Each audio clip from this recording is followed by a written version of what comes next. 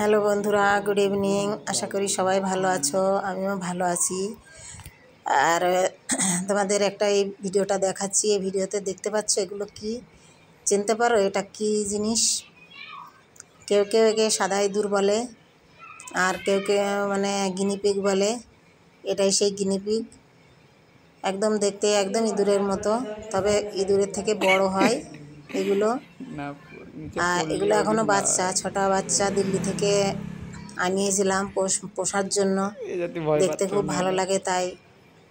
কিন্তু পরে এত পরিমাণ হয়ে গেল বাড়িতে, লাস্টে হার মেনে গেলাম। আর ভালো লাগতো না, খুব অসহ্য মনে হতো। তারপরে সব জঙ্গলে ছেড়ে দিয়ে আসা হয়েছে। এমনি দেখতে খুব সুন্দর লাগে, দেখো কি সুন্দর খেলা করছে, কোথাও যায় না। ছেড়ে দিলে শুধু মানুষ যেখানে থাকে সেখানেই গায়ের উপর দিয়ে ঘুরে বেড়ায়। ছেলেটা এসেছিল, তাই ও হাতে করে নিয়ে একটু খেলাধুলো করছে, ওদের নিয়ে খেলছে। কোথাও যায় না, শুধু মানুষ যেখানে বসে থাকবে সেখানেই ঘোরাফেরা করবে, মানুষের কাপড় চোপড়ের মধ্যে ঢুকবে। এই হচ্ছে এদের কাজ।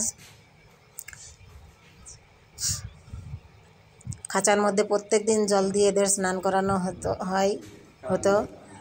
এটা অনেকদিন আগেই পুষেছিলাম, তারপরে সব ছেড়ে দিয়েছি জঙ্গলে। তবে দেখতে খুব সুন্দর লাগে।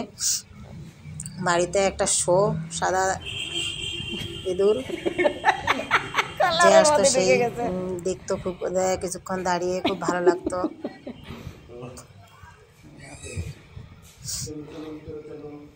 দেখো কত সুন্দর খেলা করছে, কোথাও যাচ্ছে না, কোথাও পালায় না।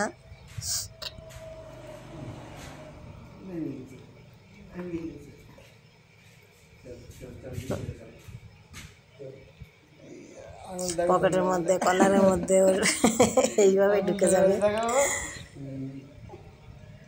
কিভাবে ঝুলে আছে দেখো হাতের সঙ্গে। খুব সুড়সুড়ি লাগে যখন এগুলো চলাফেরা করে।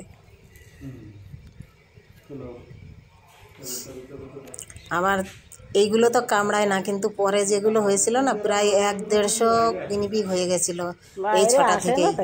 তখন যেগুলো নতুন ছিল, মানে পরে যেগুলো হয়েছিল, প্রচণ্ড কামড়াতে যেত, ধরা যেত না। এই ছটা তো একদমই কিছু করে না, কিন্তু পরে যে বাচ্চাগুলো হয়েছিল প্রচণ্ড কামড়াতো, ধরতে গেলেই কামড় দিত। তারপরে অসহ্যের জন্যে সেগুলো সবই ছেড়ে দিয়েছি।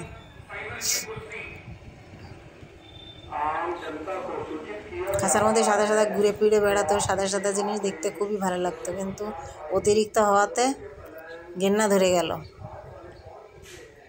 তোমরা কি দেখেছো এর আগে গিনিপিগ? না দেখে থাকো তো দেখো। আমিও তার আগে দেখেছিলাম না, মানে এগুলো কেনার আগে, কেনার পরেই দেখলাম। ওই পাশেও তো আসতেছে জল, ট্যাঙ্কে আসতেছে।